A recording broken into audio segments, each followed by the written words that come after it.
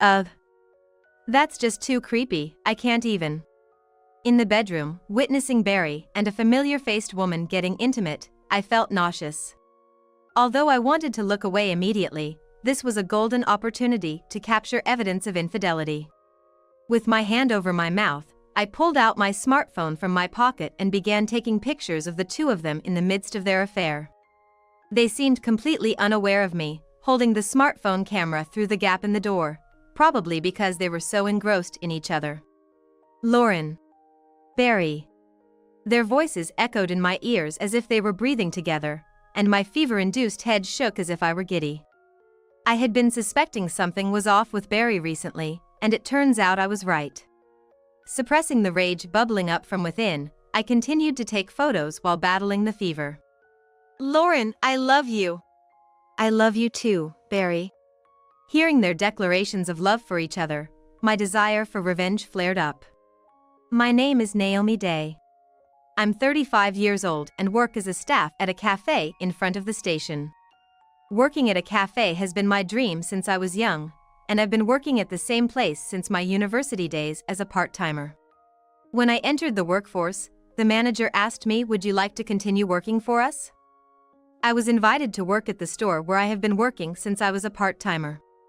The workplace environment is great, with someone always willing to cover for me whenever I need a day off. I have a 5-year-old daughter named Emma, and I work reduced hours to take care of her, but everyone around me is very understanding. It's a great environment for raising a child, and I'm very grateful for it. As I mentioned, I have a 5-year-old daughter, and I got married 6 years ago. At 29, which was considered the ideal age for marriage, I often complained about wanting to get married at the cafe where I worked. I had been in a relationship before, but we broke up a year prior. That's when the manager suggested a marriage consultation agency. I was hesitant about registering with a marriage consultation agency, but the manager said that the number of men introduced in your 20s and 30s was completely different, so I rushed to register. At 29, just barely in my 20s, I was able to find an ideal partner through the agency. That man was Barry Day, my husband. My first impression of Barry was that he was a handsome, capable older man. The first time we met, I was immediately struck by his good looks and articulate speech, imagining he must be just as competent at work. He was 5 years older than me and worked for a major electronics manufacturer. His family has a history of politicians, with his father being a city council member and his grandfather a member of parliament. He seemed perfect in every way: his appearance, his job, and his family background. I couldn't help but wonder why someone like him was at a marriage consultation agency. I liked my job, and originally, I wasn't much interested in marriage, but my dad kept nagging me about it. After being pushed about it so many times, I started to think that maybe marriage wouldn't be so bad after all. I see, that's how it was. If he liked his work, there wasn't much to be done about it. I believed his words at that time, convincing myself that he had simply not been interested in marriage despite having opportunities. After that, we smoothly went through several meetings, and his confession led us to start a serious relationship. Was it his charming nature, or what? Every restaurant we went to on dates, and even hotel receptions, the female staff would give him excessive service. He really is popular. I wondered what kind of person I had started dating. Of course, seeing his popularity made me happy. Our relationship went well, and a year later, I found out I was pregnant.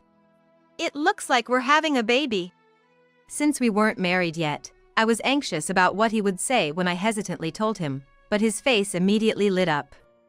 That's great. Naomi, let's get married. I had been longing to hear those words for the past year. Desiring to get married, I felt that having a child was a chance given by God. When he came to greet my family, he charmed them with his innate people skills, and my parents quickly took a liking to him. My relief was short-lived, however, as it was then my turn to visit Barry's family home. Walking through the gates of the big mansion and greeting my future in-laws for the first time, I was so nervous that my back was drenched in sweat. My mother-in-law was the epitome of a modest 80s wife, and my father-in-law, as I expected, had a stern impression. However, They never showed me any displeasure and were happy about us having a child and getting married. Naomi, we're counting on you from here on out. I am looking forward to spending the rest of my life with you. Thus, we happily got married. After our child was born, I took maternity leave and returned to work at the daycare a year later. Currently, I'm working reduced hours, but as I mentioned initially, my workplace is very understanding, so I can work comfortably despite the reduced hours. Barry is busy with work every day, often not returning home until after 10 p.m. due to work commitments. I was exhausted from juggling work, childcare, and household chores alone every day, but seeing our daughter Emma, who closely resembles Barry and is very cute, and having Barry, who works hard for our family, gave me the strength to keep going despite the tiredness.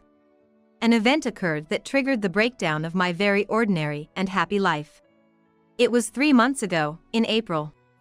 Amid a flurry of cherry blossoms, I met a certain person at my daughter's daycare. My child is starting here today. I have a lot of worries, please take care of us. The young mom who came up to me, flustered and looking around, had a daughter about Emma's age. She seemed to be in her late 20s. Probably, she had her daughter in her early 20s. She looked cute, with big, round eyes. Almost like a TV announcer.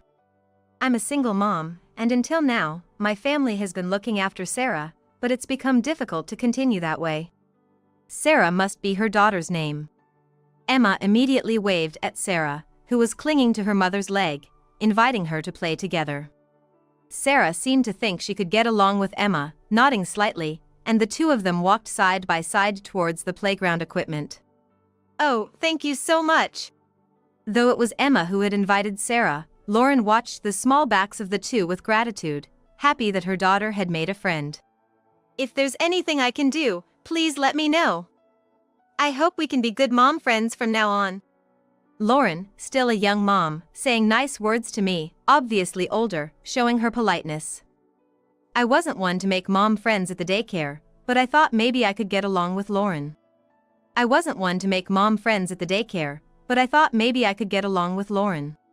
From that day on, every time I went to pick up Emma from daycare, I had a conversation with Lauren, who would pick up Sarah at the same time of day.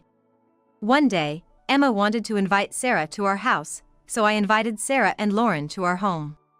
Wow, what a lovely home!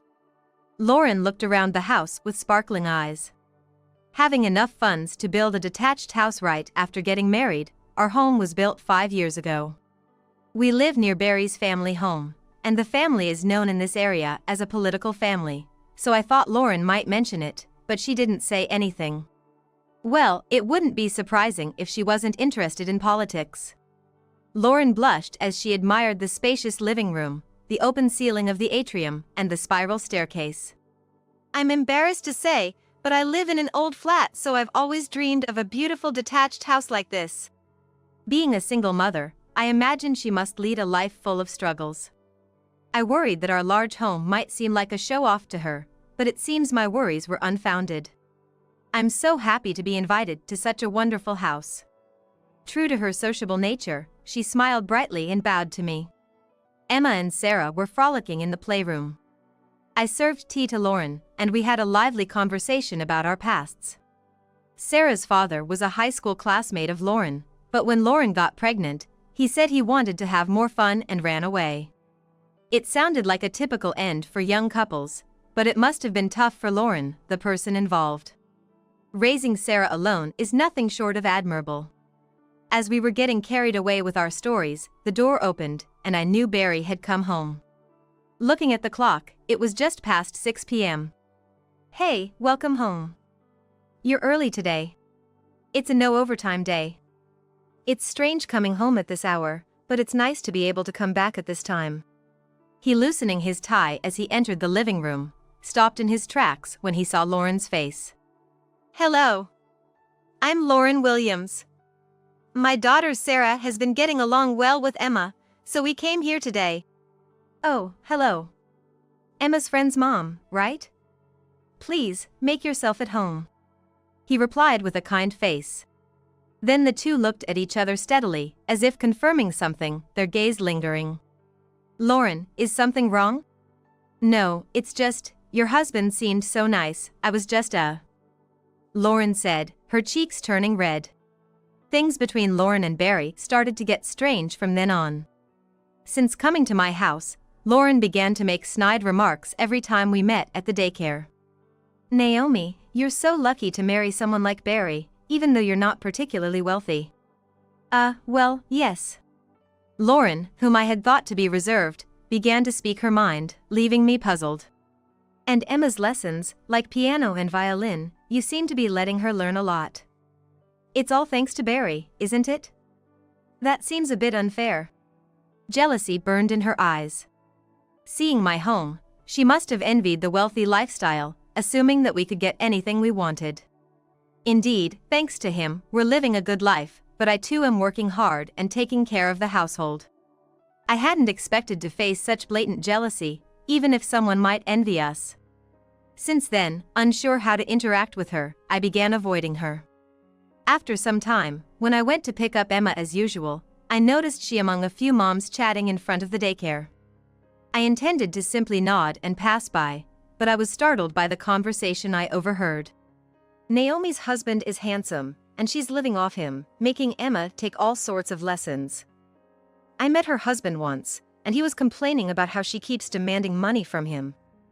He was angry, saying she doesn't work or even do the housework. Really? She's like that? People are not always what they seem. Hearing the moms whispering, I was shocked. Realizing she was spreading false rumors about me, I felt a chill. I kept my distance from her, picked up Emma, and quickly went home. Mommy, Sarah doesn't play with me like she used to. What? Emma's words sent a chill through me. It had to be Lauren. Lauren must have influenced Sarah to not play with Emma anymore. Why would she do this? After being so polite and friendly with me, why did she suddenly turn against me, resorting to harassment? I hugged Emma, reassuring her repeatedly, it's okay. I'll take care of it. However, my hopes were vain and she was not as friendly with me as she used to be. Not just that.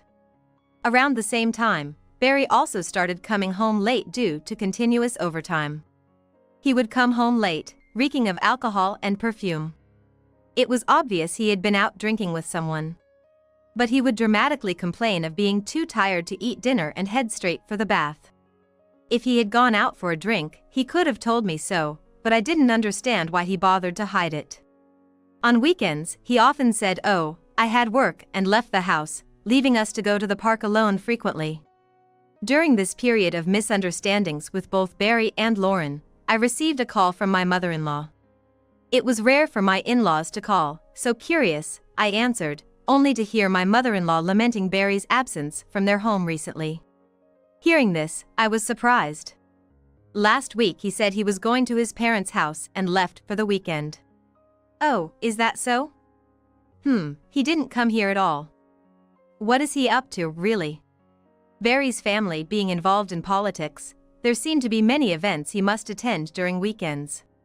Previously, he would visit his family home for these events, but lately, he seems to have stopped showing up altogether, leaving his father, the politician, in a tight spot, my mother-in-law sighed. I don't like to nag too much, but if he couldn't make it, he could have at least called. That's true. My mother-in-law's point was valid.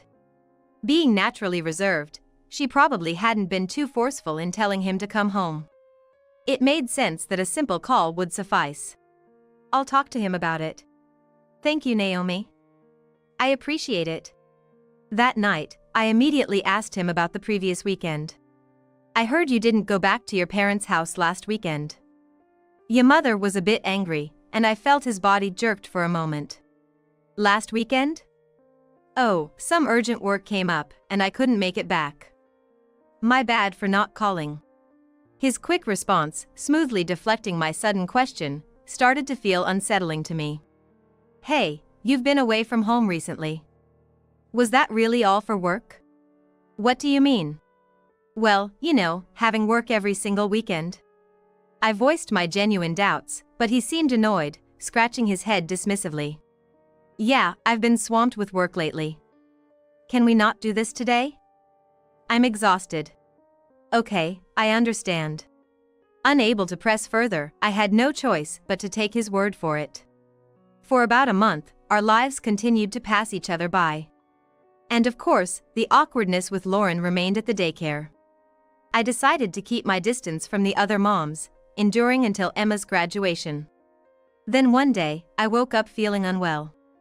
I had a shift at the cafe that morning and couldn't afford to call in sick for a minor cold, so I took some medicine and went to work. However, as the day went on, my condition worsened, and even without a thermometer, it was clear I had a high fever. "Are you okay, Naomi? If you're feeling sick, we can manage. Please go home and get rest." My colleague noticed my discomfort and kindly offered help. "Yeah, thank you." Overwhelmed by the illness, I accepted their offer. After informing the manager, I took the train home. Upon opening the front door, I was startled to see unfamiliar high-heeled shoes. Whose shoes are these? I don't wear high heels like these. I would recognize my own shoes immediately. Next to the high heels, his shoes were also haphazardly placed. Why is he here? He's supposed to be at work today. I could feel my heart pounding faster and faster. I've seen these high heels somewhere before. No way. With my body aching from the high fever, I leaned against the wall for support as I entered the house. The living room was empty. If not there, then perhaps the bedroom? I made my way to the bedroom without making a sound. Then, I heard the sound of male and female breaths from the bedroom, causing my heart to leap. What? As I cautiously looked at the bedroom door, I noticed it was slightly ajar. The light inside was on, and I could immediately tell Barry and an unfamiliar woman were inside. I peeked through the gap of the open door. There, shockingly, were Barry and Lauren, both naked on the bed, making indescribable noises as they were engaged in the act. That's just too creepy, I can't even. Witnessing Barry and a familiar-faced woman being intimate, I felt nauseous. Although I wanted to look away immediately, this was a golden opportunity to capture evidence of infidelity. With my hand over my mouth, I pulled out my smartphone from my pocket and began taking pictures of the two of them in the midst of their affair. They seemed completely unaware of me, holding the smartphone camera through the gap in the door, probably because they were so engrossed in each other. Lauren. Barry. The sounds of their breaths echoing like whispers in my ears made my fever-addled head spin dizzily. I had been suspecting something off about him recently, and it turns out, this was it.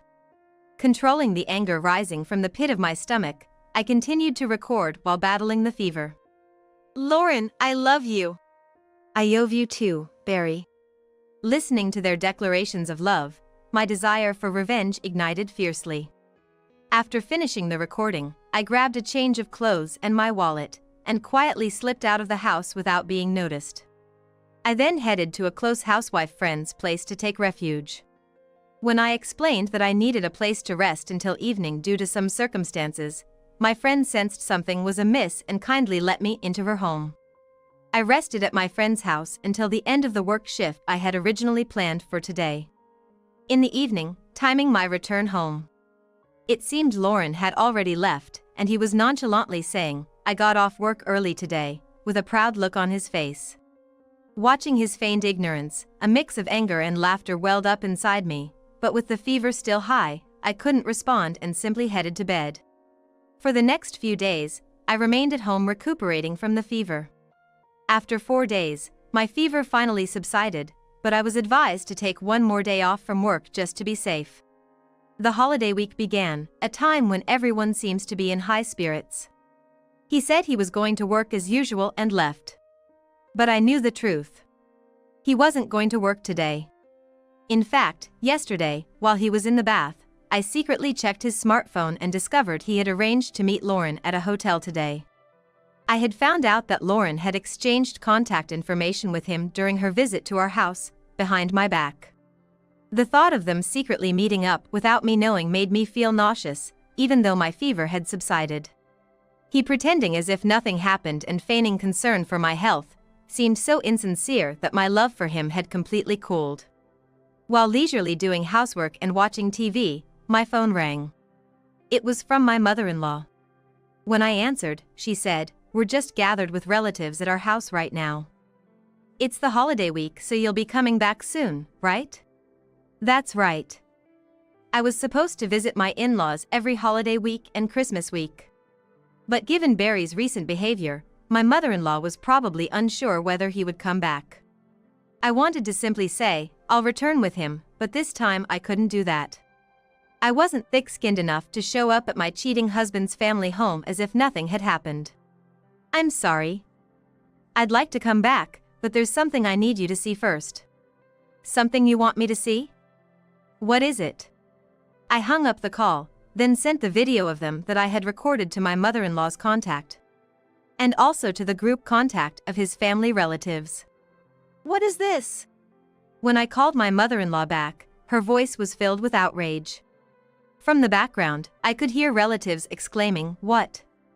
This is Barry with a younger woman." I know it was a shock. The supposedly perfect Barry was caught cheating with a woman 10 years his junior. I recorded this 5 days ago. The woman is a mom from Emma's daycare, who initially was friendly with me. But after she met Barry once, she turned cold towards me, as if flipping a hand. He has been the same.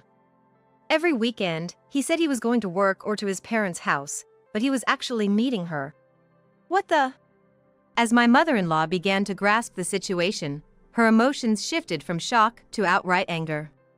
"Actually, today Barry is at the hotel with that woman. I'm heading there now, so I'm sorry, but it seems I won't be able to come home this time." I explained over the phone while preparing to confront them at the hotel.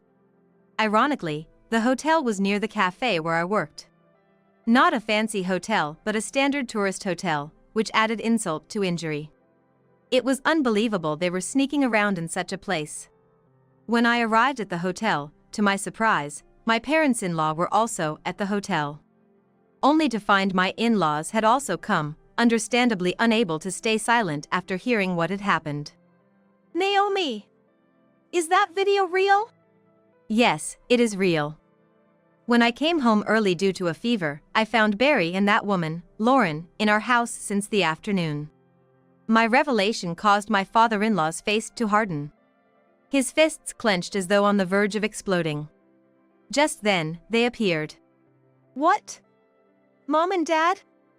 And Naomi too? Naomi and your parents?" Their eyes widened in shock, but we were the ones with grievances. "Today, we saw a video of you with that woman. You're having an affair, aren't you? Naomi has known for some time."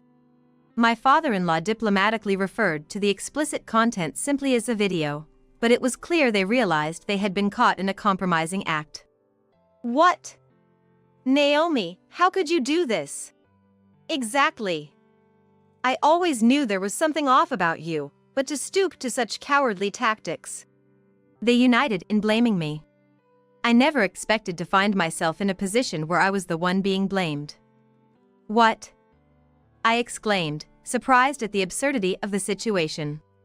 My in-laws looked on in disbelief, likely unable to comprehend how their son, whom they had always thought highly of, could deny the facts of his infidelity and instead blame his wife first. "Barry, what are you saying? You're the one who cheated. Why are you blaming Naomi?" "Exactly. Do you even realize what you've done? When we thought you were just busy with work, you were actually doing something as shameful as this.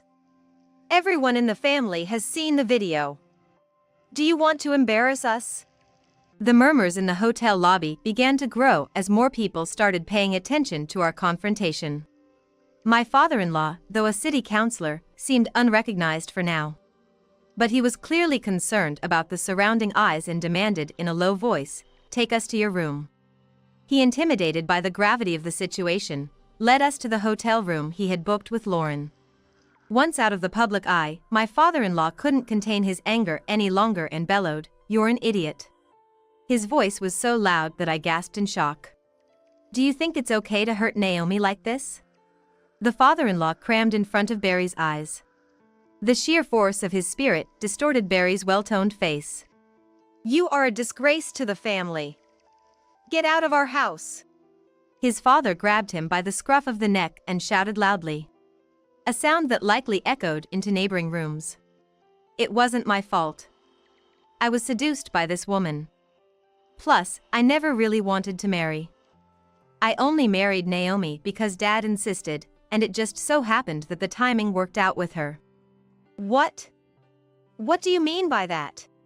Lauren exploded in anger upon hearing his attempt to discard her. I couldn't let his "it was just the timing" excuse go either. Think about it. Someone like me, who's married with children and has built a new house, living happily ever after, Lauren came to destroy that. If she hadn't come onto me, none of this would have happened. Barry gasped, trying to defend himself. What? You were all in too? Sure, I was the one who made the first move, but you were the one who went along with it. Lauren countered, and soon they were embroiled in a lover's quarrel.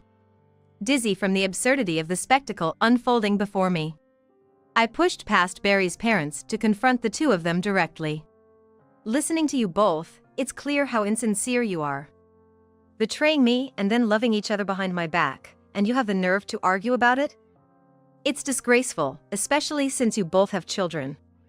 If you want to fight, do it outside. I want nothing more to do with either of you. And Barry, to think you never loved me from the start. Well, that makes things simple. Fill out this divorce paper and submit it. Of course, I'll be taking a substantial amount in alimony from both of you. Goodbye. I thrust the divorce papers I had hidden in my bag under Barry's nose, leaving him and Lauren stunned as I left the hotel room. Ignoring Barry's pleas from behind, I hurried home. By the time I got back, it was nearly time to pick Emma up from daycare. Mommy! Emma ran towards me as she spotted me. Behind her, Lauren's daughter, Sarah, was happily playing with other friends. Sorry I'm late, Emma. It's okay, Mommy. I'm glad you're here. I don't like Sarah. She's mean. She glanced briefly at Sarah before hugging me. It seemed she had grown weary of Sarah, who had been influenced by Lauren. Although Sarah might not realize the impact of her actions, I hoped she would find new friends. When he returned home from the hotel, his face was swollen and red. Having received a severe lecture, likely from Lauren or his father. It was terrible. After that, I was dragged to my parents' house, humiliated in front of relatives. Dad disowned me, making me apologize in front of everyone. It was a disaster. Watching Barry sulk, I knew divorcing him was the right decision. I don't care about that. Just give me the divorce papers. Finally realizing I wouldn't change my mind, Barry reluctantly handed over the papers. The next day, I submitted the divorce papers to the office, officially ending our relationship. I couldn't love Barry again after he slept with Lauren. I later found out from Barry's father what happened to him. Barry lost his job for skipping work to meet Lauren. And she lost her job for the same reason, and the two had to go on the road. She went back to her parents' house and had a falling out with him. Sarah would likely leave daycare for one closer to Lauren's parental home. Hearing this, I was relieved for Emma's sake. Now, Barry, who has been fired from his job and disowned by a political family, has plummeted from the elite path to the bottom of the ladder. The compensation I claimed was not paid by my father, and I ended up shouldering the debt himself.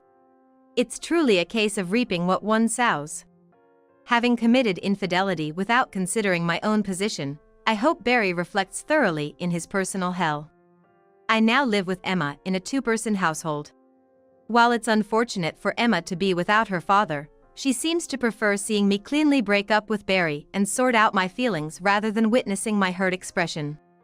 She didn't say she felt lonely without her dad. Barry, who used to lie about working even on holidays to meet with Lauren, had no time to spend with Emma. I believe Emma saw through Barry's true nature. From now on, Emma and I will live happily as parent and child, just the two of us.